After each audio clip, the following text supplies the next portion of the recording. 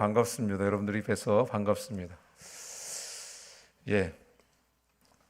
우리는 지금 계속해서 누가복음에 나타난 예수님의 비유에 대해서 살펴보고 있습니다. 오늘은 돌아온 탕자의 비유에 대해서 함께 살펴볼 것입니다.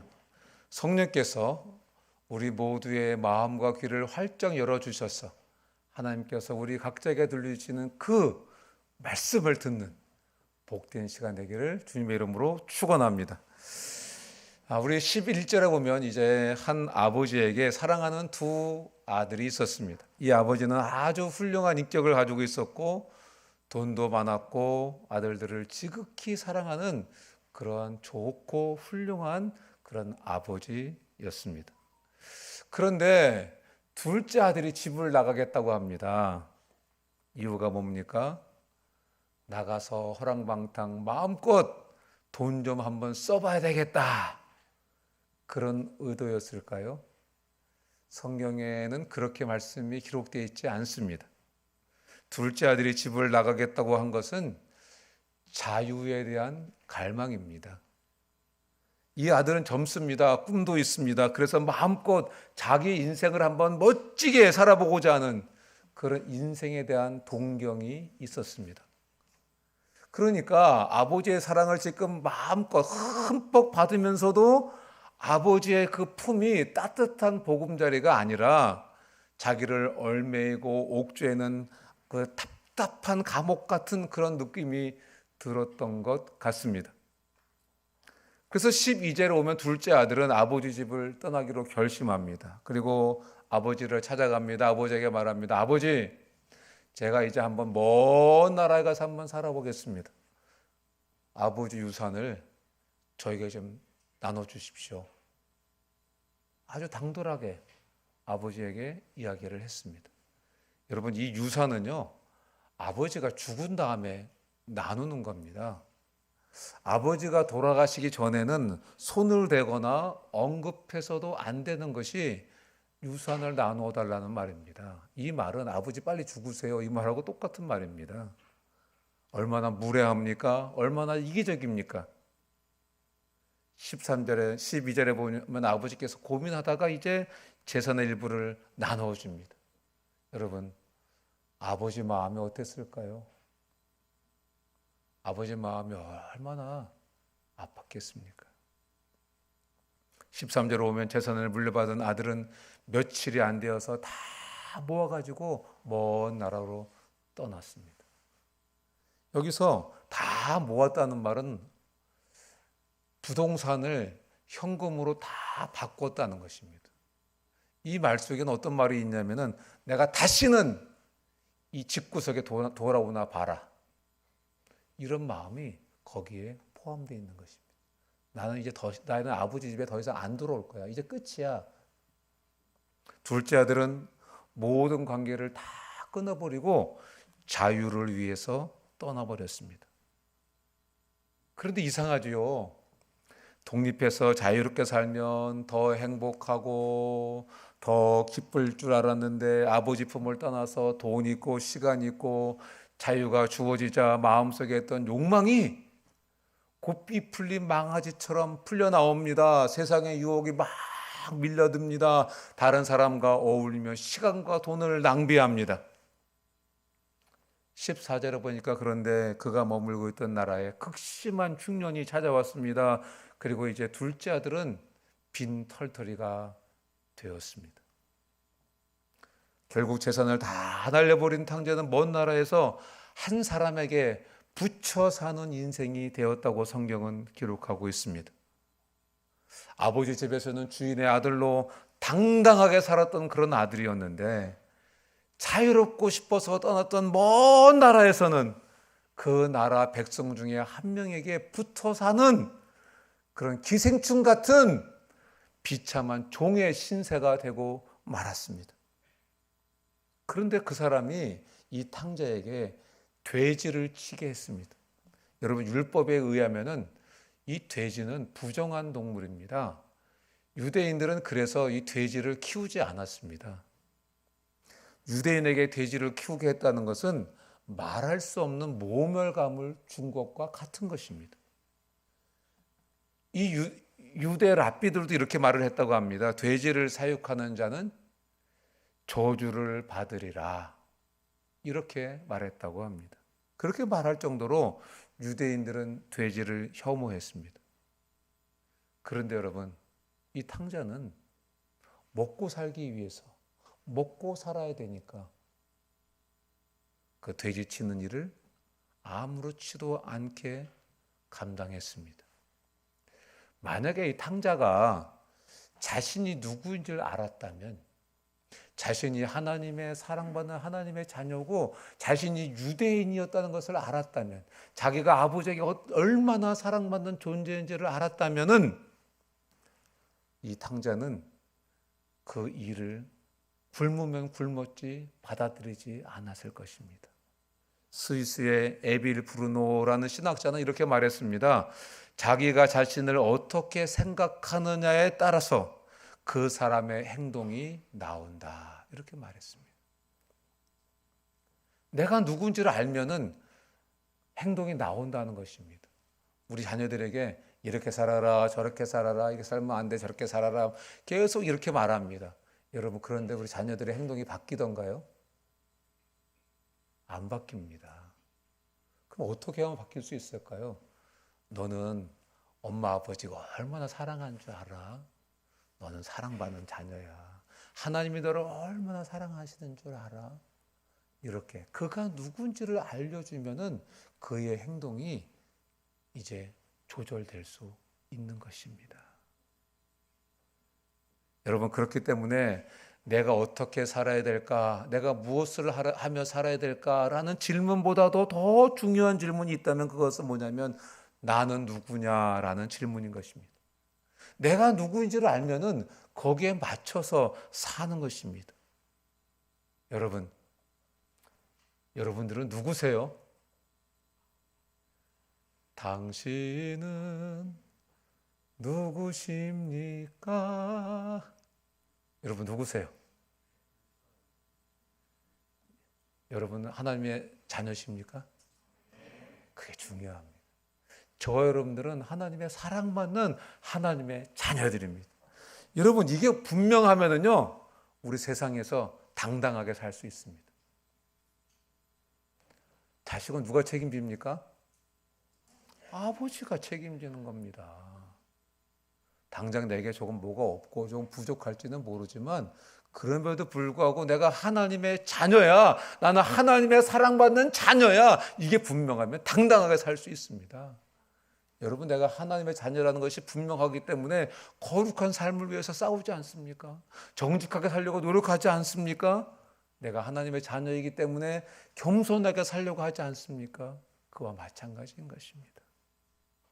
그런데 탕자는 자유를 위해서 아버지를 떠나온 이후에 자기가 누구라는 것을 잊어버렸습니다. 그래서 탕자는 먹고 살아야 되기 때문에 돼지치는 일도 서슴지 않고 하며 살았던 것입니다.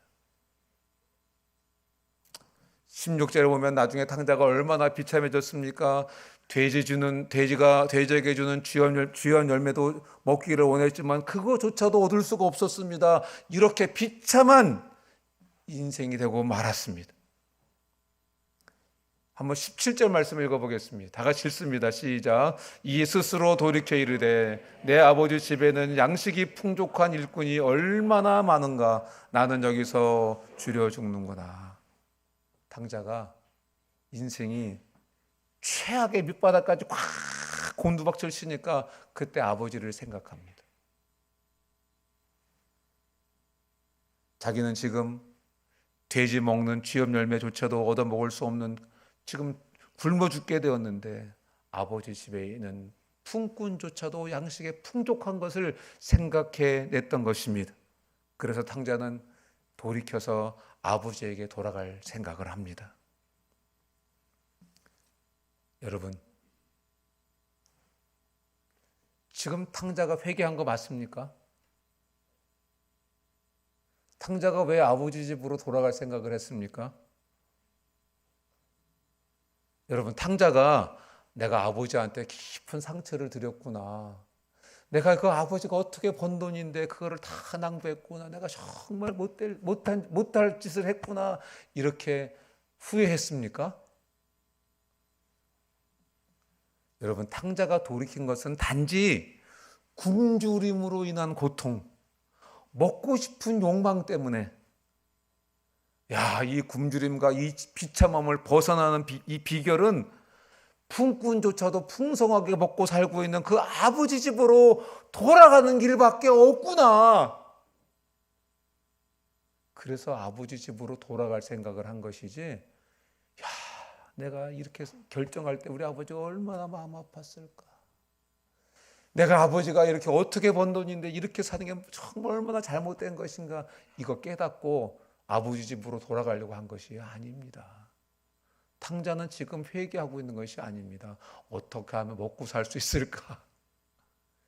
여러분, 예수님 왜 믿으셨어요? 예수님 믿으면 좋은 일 많다더라. 예수님 믿으면 행복하다더라. 예수님 믿으면 좀 부자로 살 수 있다더라. 지금 탕자가 지금 아버지 집으로 돌아가는 것이 지금 그래서 돌아가는 거예요. 그래서 돌아가기 위해서 탕자는 아버지에게 할 말을 신중하게 생각하기 시작합니다. 그리고 말을 생각했습니다. 18절을 보겠습니다. 다 같이 한번 읽어보겠습니다. 시작. 내가 일어나 아버지에게 가서 이르기를 아버지, 내가 하늘과 아버지께 죄를 지었사오니. 왜 하고 있는 거예요? 정말 자기가 죄를 지은 것을, 정말 잘못한 것을 뉘우쳐서 말하고 있는 것입니까? 여러분, 중동 문화의 대가인 케네스 베일리라는 신학자는 자기가 쓴 십자가와 탕자라는 책에서 이 문장이 지금 내가 하늘과 아버지께 죄를 지었습니다 하는 이 문장이 애굽 왕 바로가 모세에게 한 말과 정확하게 같은 표현이다, 이렇게 말했습니다. 바로가 모세에게 이렇게 말했습니다. 출애굽기 10장 16절입니다. 내가 너희의 하나님 여호와와 너희에게 죄를 지었으니. 여러분, 이 말은 하나님께서 지금 애굽 땅에 10가지 재앙을 내렸는데 지금 10번째 재앙, 메뚜기 재앙으로 지금 애굽이 완전히 초토화됐을 때에 지금 애굽 왕 바로가 모세를 불러놓고 한 말입니다. 내가 너희의 하나님 여호와와 너희에게 죄를 지었다. 여러분, 그런데 이 말 뒤의 내용을 보면은요, 이번 한 번만 용서하고 이 재앙을 물러가게 해달라, 이렇게 모세에게 부탁을 합니다. 여러분, 이것은 지금 바로 왕이 진정으로 자기의 죄를 뉘우치고 회개해서 말한 것이 아닙니다. 하나님의 재앙이 너무 엄청나니까 그 재앙을 한번 피해 보겠다고 지금 그렇게 말한 것입니다. 바로는 진정으로 회개하지 않았습니다. 그런데 예수님은 지금 출애굽기에 바로 그 바로의 표현을 인용하셔서 탕자가 지금 그 말을 했다고 지금 말씀하고 계시는 것입니다. 그렇다면 탕자의 말도 진정으로 죄를 회개하는 마음에서 한 것이 아니다 하는 것을 알 수 있습니다. 여러분 죄가 뭐라고 생각하세요? 죄. 우리 죄 졌다 이렇게 말하지 않습니까? 죄가 뭡니까? 살인, 간음, 폭력, 거짓말, 이런 것들이 죄입니까? 여러분, 이런 건 죄가 아닙니다. 이거는 죄의 결과인 것입니다. 죄는 뭐냐면은 이런 것들을 가능케 했던 근본적인 원인이 바로 죄인 것입니다. 그럼 죄가 뭡니까? 죄는 하나님을 떠난 것이 죄인 것입니다. 죄라는 단어의 원어적인 뜻은 표적에서 빗나갔다는 뜻입니다. 그러니까 하나님 중심으로 살지 않는 것, 하나님 중심으로 말하지 않는 것, 하나님 중심으로 계획하지 않는 것, 하나님 중심으로 사람 관계를 맺고 살지 않는 것, 나의 삶의 중심에 하나님이 없이 말하고 행동하고 살아가는 이 모든 것이 죄인 것입니다. 하나님을 떠난 것이 죄입니다. 하나님 중심으로 살지 않는 것이 죄인 것입니다. 여러분, 당자는 아버지 집으로 돌아가고자 했습니다. 그러나 다른 목적으로 돌아가고자 했던 것입니다. 그 목적이 19절입니다. 지금부터는 아버지의 아들이라 일컬음을 감당하지 못하겠나이다. 나를 품꾼의 하나로 보소서. 왜 돌아가는 겁니까? 여러분, 어떤 사람에게 있어서 종은 급료가 없습니다. 종이기 때문에. 그런데 품꾼은 일하면 보수를 받습니다. 그런데 지금 탕자가 아버지 집에 돌아가는데 뭐로 돌아가겠다고요? 품꾼으로 돌아가겠대요. 이 말은 무슨 말입니까? 나 아버지 집에 가서 열심히 일해가지고 아버지 쓴 돈 내가 갚아드려야 되겠다. 그러면 내가 용서받을 거다.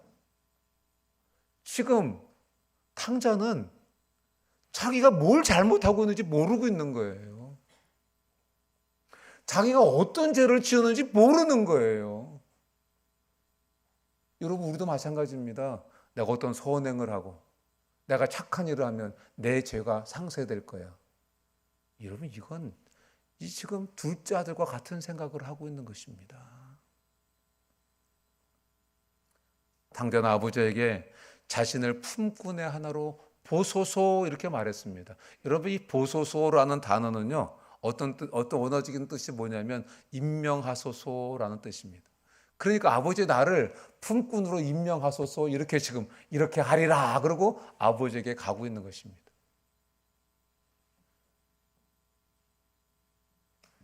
그러니까 여러분, 어떤 의미에서는 지금 이 둘째 아들은 아버지 집에 아들로 돌아가고 있는 것이 아니라 품꾼으로 돌아가고 있는 것입니다.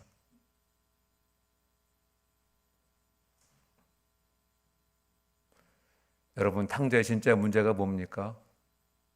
탕자가 저지른 죄가 무엇입니까? 아버지와의 관계를 깨고 아버지의 마음을 아프게 해드린 그것이 탕자의 잘못이고 탕자의 문제고 탕자의 죄인 것입니다. 그런데 탕자는 자기가 잃어버린 돈만 배상하면 만사가 다 해결될 것이다. 그렇게 생각했던 것입니다. 앞에서도 말씀드렸던 것처럼 어떤 의미에서 탕자는 아버지의 집에 아들로 돌아가고 있는 것이 아니라 지금 품꾼으로 돌아가서 내가 아버지에게 빚진 거 갚아드리면 다 해결되는 거다. 이렇게 생각하고 있는 것입니다. 그런데 지금 집으로 향하고 있는 탕자는 또 다른 큰 걱정을 지금 하나 하면서 가고 있습니다. 그것은 케자자라는 의식 때문에 그렇습니다. 당시 유대 관습에 의하면 유대인 자녀가 이방인 사이에서 유산을 다 탕진하고 집으로 돌아오면 마을 사람들이 그 앞에서 항아리를 깨면서 아무개는 사람들 앞에서 관계가 단절되었다 이렇게 외치는 케자자 의식이라는 게 있었답니다. 그러니까 지금 이 의식을 하고 나면 사람들이 그 대상과 상종도 하지 않았답니다. 여러분, 그러니까 탕자가 돌아온 것을 마을 사람들이 알면은 마을 사람들이 모여가지고 탕자 앞에서 항아리를 깨는 겁니다. 그러면서 케자자 의식을 행하는 것입니다. 너 같은 놈은 이 마을에 들어올 자격도 없어 하면서 모멸과 수치를 줄 수 있는 그런 상황인 것입니다. 그래서 지금 탕자가 아버지 집으로 돌아가면서도 이거 내가 지금 어떻게 감당할 수 있을까? 내가 이런 모멸감을 참을 수 있을까? 이런 생각을 하며 지금 아버지 집으로 가고 있는 것입니다. 그런데 오늘 본문 말씀에 보면은 탕자는 자기가 걱정했던 모든 것들이 하나도 자기에게 일어나지 않았습니다. 20절에 보면 오히려 너무 당황스러운 일이 벌어졌는데 아버지가 누구보다도 먼저 탕자를 알아보고 탕자에게 달려왔습니다.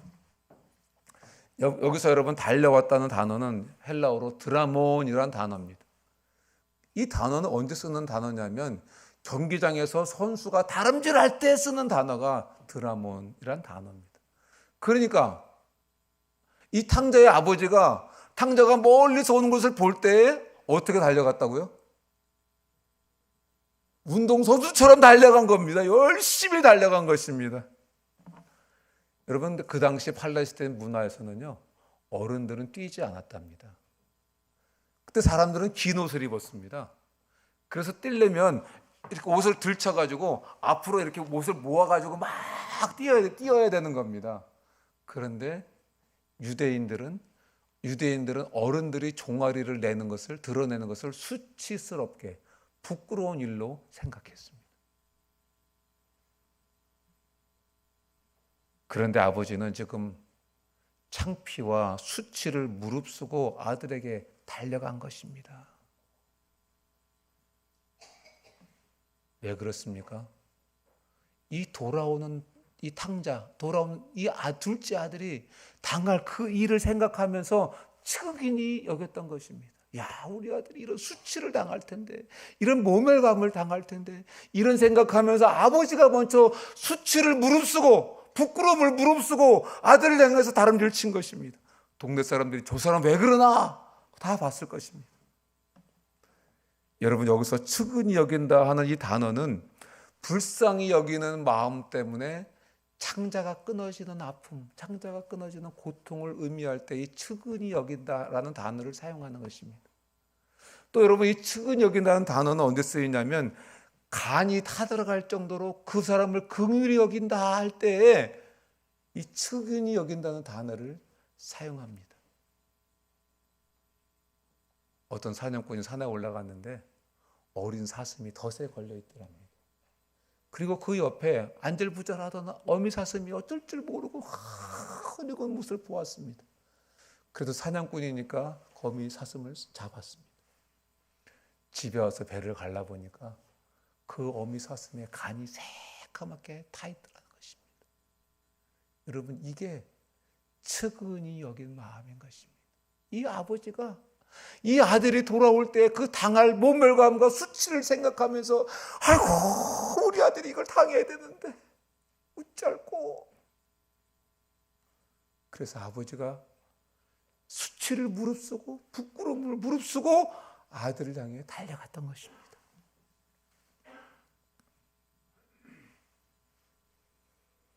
아버지 마음이 그만큼 창자가 난도질 당하고 간이 새까맣게 타들어갔다는 것입니다. 그런데 여러분, 이 내용이 바로 예수님의 십자가의 죽으심이십니다. 저와 여러분이 지은 죄 때문에 저와 여러분들이 발가벗겨진 모습으로 수치를 당했어야 했는데 예수님께서 발가벗겨진 모습, 그 모습 그대로 수치를 당하셨습니다. 왜냐하면 저와 여러분들을 용서해 주시기 위해서, 저와 여러분들을 하나님의 자녀로 받아주시기 위해서, 저와 여러분들을 하나님의 자녀로 품어주시기 위해서 저와 여러분들이 치러야 할 수치와 모멸을 예수님께서 십자가에서 대신 치러 주신 것입니다. 아버지가 달려나가 마을 사람들이 다 보는 앞에서 탕자의 입에 입을 맞추고 또 맞추고 계속 맞춥니다. 성경의 원어적인 뜻은 입을 맞췄다는 것은 계속 맞췄다는 것입니다. 여러분 한번 상상해 보세요. 탕자가 지금 어떤 일을 하다 왔습니까? 돼지 치다가 왔습니다. 옷이나 빨아입었겠습니까? 목욕이나 했겠습니까? 얼마나 냄새가 났겠습니까? 그런데 그런 아들을 끌어안고 연달아 입을 맞추고 있는 것입니다. 이빨이나 닦았을지 모르겠습니다.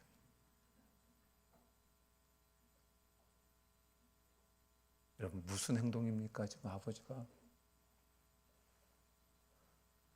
무조건 용서한다, 나는 너를 무조건 용서한다, 이거를 아들에게도 지금 보여주고 있는 것이고 동네 사람들에게도 다 보여주고 있는 것입니다.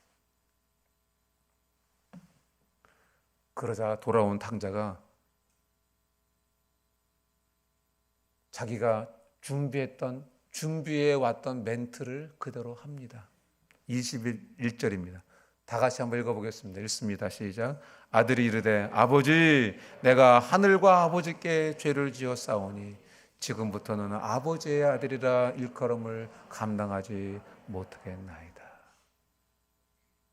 여러분 원래 이거는 아들이 아버지 집에 돌아가서 품꾼으로 먹고 살 계획을 하고 연구를 해서 만든 멘트였습니다. 그런데 지금 예상치 못한 아버지의 그 사랑과 은혜를 받고 이 아들은 꾸며진 멘트였는데 이제는 진실의 마음으로, 회개의 마음으로, 아버지 저 때문에 얼마나 마음이 아프셨어요. 아버지 그렇게 힘들어 버셨던 돈을 저는 이렇게 낭비하고 살았습니다. 아버지 잘못했습니다. 이렇게 진심으로 아버지 앞에 회개하고 있는 것입니다.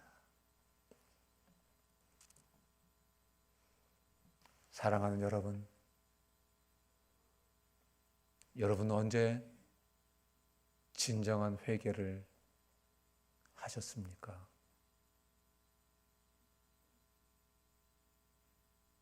여러분 언제 진정한 회개를 하셨습니까? 예수님 믿으면 잘 된다더라.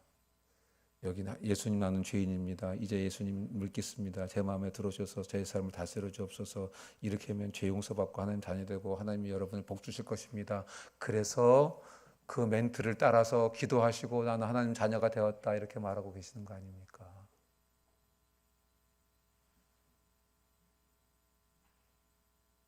저는 제가 죄인임을 깨닫고 내 추한 모습 있는 그대로 받아주시고 하나님 자녀 삼아주신 그 하나님의 놀라운 사랑 때문에 압도되었습니다. 감동되었습니다. 그래서 그 하나님 앞에 진정으로 회개할 수 있었습니다. 하나님, 저는 정말 죄인입니다.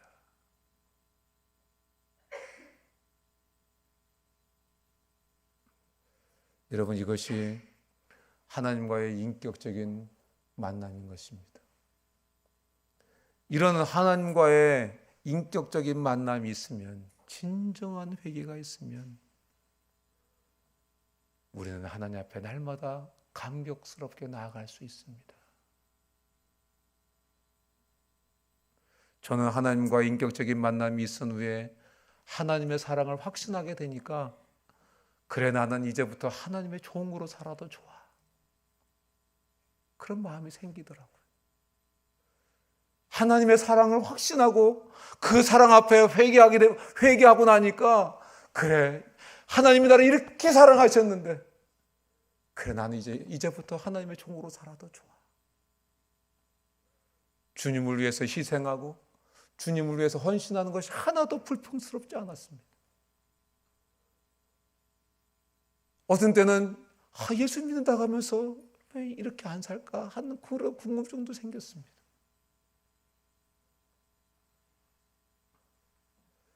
여러분, 하나님 아버지의 사랑의 강건함이 탕저로 하여금 진실한 회개가 있도록 만들어준 것입니다. 그 다음에 아버지가 바로 어떤 행동을 합니까? 22절에 보니까 더러운 옷을 다 벗기고 제일 좋은 옷을 갖다가 입힙니다. 손에 가락지를 끼웁니다. 발에 신을 신깁니다.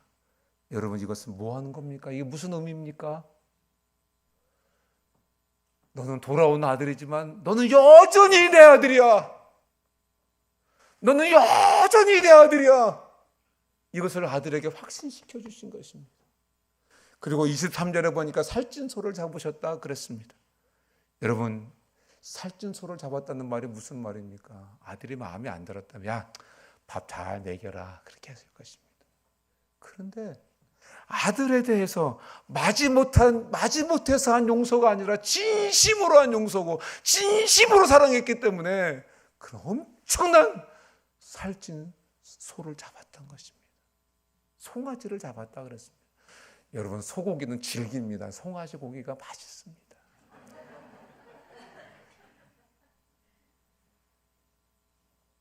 근데 아버지가 야, 저 늙은 사람을 잡으라. 일도 못하는 거 그렇게 한 게 아니라 송아지를 잡았다. 살찐 송아지를 잡았다.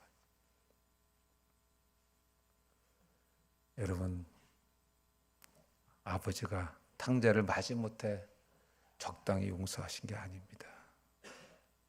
탕자에게 파격적인 새로운 삶을 주신 것입니다. 탕자에게 새로운 삶을 회복시켜 주신 것입니다. 말씀을 맺겠습니다. 여러분, 몸은 지금 여기 있지만 마음은 멀리 떠나서, 하나님 멀리 떠나서 먼 나라에 계신 분들도 계시죠? 다른 사람은 몰라도 본인은 압니다. 몸은 여기 와서 앉아 있는데 마음은 하나님 떠나서 먼 나라에 있는 것 자기는 압니다. 하나님 품에서 자유를 못 느끼고 세상에서 자유를 느끼고 있는 분들, 내 인생 내 거니까 자유롭게 살겠다고 지금 먼 나라에 가 계신 분들, 계속 좋으세요? 계속 좋으세요? 계속 그렇게 사실래요?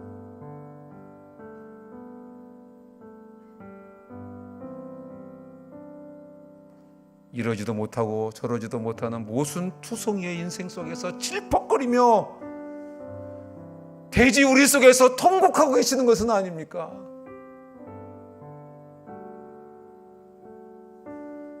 고난은 메가폰입니다. 고난은 확성기입니다. 우리가 못 알아들으니까 하나님께서 돌아오라고, 내가 너를 얼마나 사랑하는지 아냐, 돌아와라, 돌아와라, 돌아와라. 고난은 우리에게 돌아오라는 하나님의 확성기인 것입니다.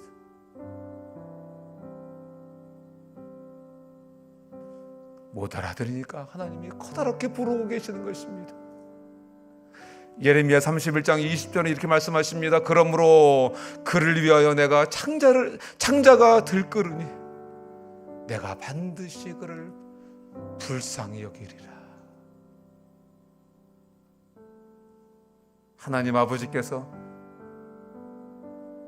탕자 아버지가 탕자를 기다리셨듯이 우리를 기다리고 계십니다. 먼 나라에 가 계신 분들 기다리고 계십니다. 먼 나라에서 고생하고 계신 분들 기다리고 계십니다. 불쌍히 여기며 돌아오기를 기다리시는 그 아버지를 기억하시기를 바랍니다. 돌아오기만 하면 하나님께서 여러분들을 영접해 주실 것입니다. 새로운 옷을 입혀주시고 가락지를 끼워주시고 새신을 신겨주시고 살찐 송아지를 잡으시고 잔치를 벌여주실 것입니다. 새 인생을 살도록 축복해 주실 것입니다. 오늘 예배에 처음 오신 분들이 계시다면 이 하나님 아버지의 마음을 받으시기를 축복합니다. 우리는 5월 11일부터 3주 동안 전도 축제를 준비하고 있습니다. 여러분, 그 측은히 여긴 그 아버지의 마음으로, 하나님 아버지의 마음, 우리 주위에 있는 사람들 주님께로 인도하면 어떨까요? 대답이 없으시네요. 아멘이십니까? 오늘부터 그 아버지의 마음 품고 간이 타는, 이 사람 지옥 가면 어떡하지? 이 사람 지옥 가면 어떡하지? 이 사람 불못에 가면 영원히 그 불못에 살면 어떻게 하지? 그런 간이 타는 마음으로, 창자가 끊어지는 마음으로 그분들을 위해서 기도하고 준비하고 사랑의 마음을 베풀고 그때 주님께 인도했으면 좋겠습니다. 그럼 우리 모두 되기를 주님 이름으로 축원합니다. 우리 들은 말씀 생각하시면서 주여 한번 외치고 기도하시겠습니다. 주여! 오 하나님 아버지, 은혜와 사랑에 감사합니다. 오늘도 우리에게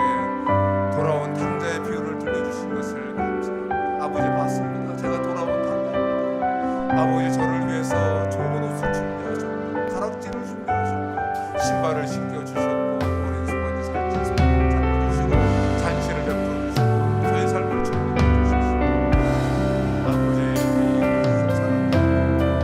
이 사랑 앞에 이 사랑으로 주님 섬기고 살아가는 저희 인생 될 수 있도록 도와주시고 우리 오늘 예배드리는 살아가는 성도들 속에 하나님 세상에서 자유를 누리고자 멀리 먼 나라에 나가 있는 분들이 계십니다. 주님의 사랑의 품으로 돌아올 수 있도록 주여 이 시간 축복해 주시고 은혜 베풀어 주시옵소서. 감사합니다. 예수님의 이름으로 기도합니다. 아멘. 다 같이 일어나셔서 함께 찬양하시겠습니다.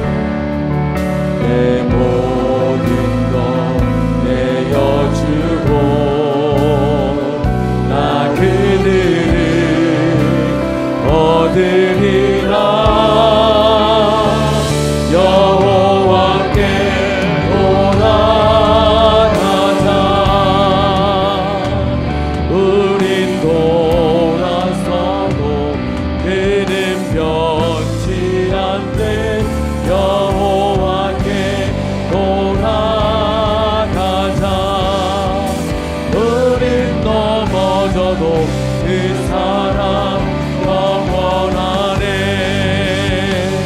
사랑이 오래 참고 자신을 내어주네. 서로 사랑할 때 세상인 주 모래.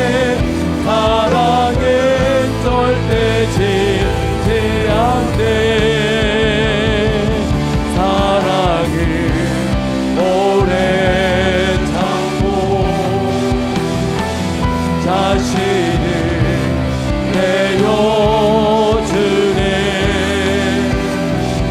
서로 사랑할 때 세상인 주 보내. 사랑은 절대 지지 않네. 여호와께 돌아가자. 우린 돌아서도 그는 변치 않네. 여호와께 돌아가자. 우린 넘어져도 그 사랑 영원하네. 여호와께 돌아가자. 우린 돌아서도 그는 변치 않네. 여호와께 돌아가자. 우린 넘어져도 그 사랑 영원하네.